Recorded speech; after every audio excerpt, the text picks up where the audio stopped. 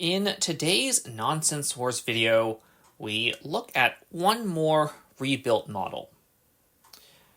A few years ago, I made this PRR Doodlebug to illustrate my build process.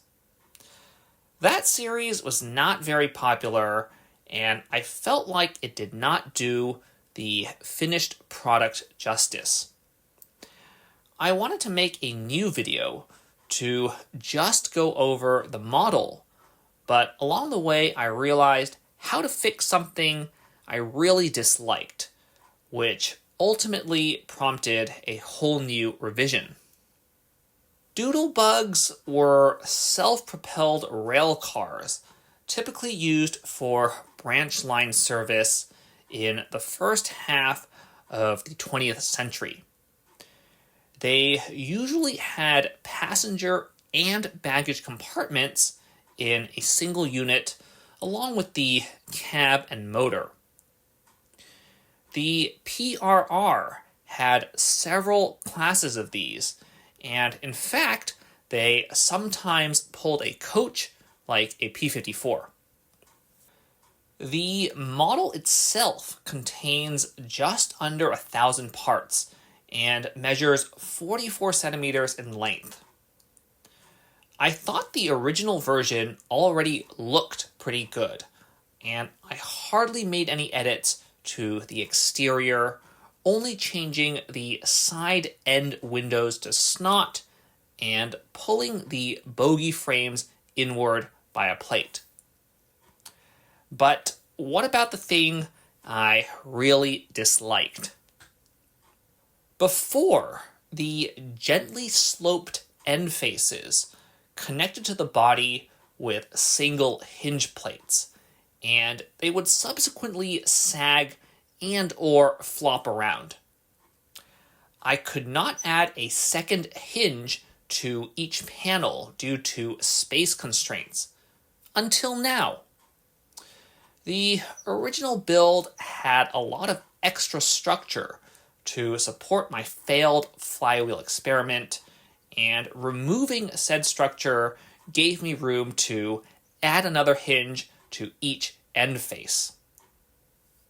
The completely redesigned internals also let me consolidate 3 very annoying removable roof pieces into one. Version 1 not only had 3 roof pieces, but none of them had stud connections, and all of them would fall out if I flipped the model over. The new single-piece roof has 4 stud connections and leaves a gap for a power functions receiver. 4 studs might actually make it too tight this time. Now the insides much more closely resemble those of my new P-54s, right down to the motor setup. Like in the P-54 Combine, a single motor drives a single bogie with a 5-3 gear up. With no rubber tires, a light load, and wide radius track, this setup can reach pretty respectable speeds, especially with some of these out-of-spec, not L motors. As built, the 850-gram Doodlebug can pull 80 grams on plastic track and 100 grams on metal track. Completely unimpressive figures, but expected due to the plastic wheels and low driven weight. About half.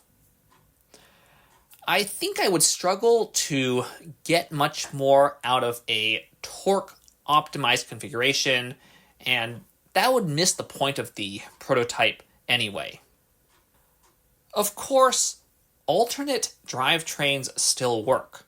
The model can of course accommodate powered up if I want smooth acceleration, or it can accommodate train motors if I accept the stock side frames. Don't mind the lack of a coupler here, this is just a proof of concept, but train motors will look particularly bad here due to the unmatched side frames on the unpowered bogie. Here I am actually using a not PF train motor I bought when we did all that motor testing in late 2023 and early 2024. I meant to compare it to real PF train motors when I built the E5 Shinkansen, but I never got around to it, and I currently don't own any real PF train motors anyway. Anecdotally, the motor feels fast though. Anyway, with the improved end and roof situation, perhaps I will run this more. I even discovered that the Doodlebug actually clears R40 switch levers in the switch after turn scenario. I don't know if it always did or if I fixed it inadvertently. That being said, while I considered and still consider the Doodlebug a nice model, I do find it more boring to look at than some of my other stuff.